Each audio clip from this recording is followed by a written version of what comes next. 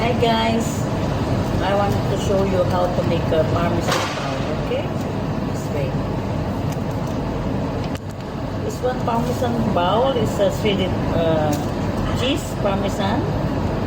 We need to arrange in the plates with the butter paper. Mix like a circle one, like this. You need to arrange. Maybe this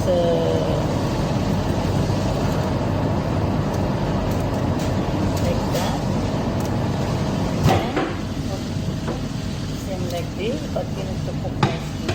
Okay.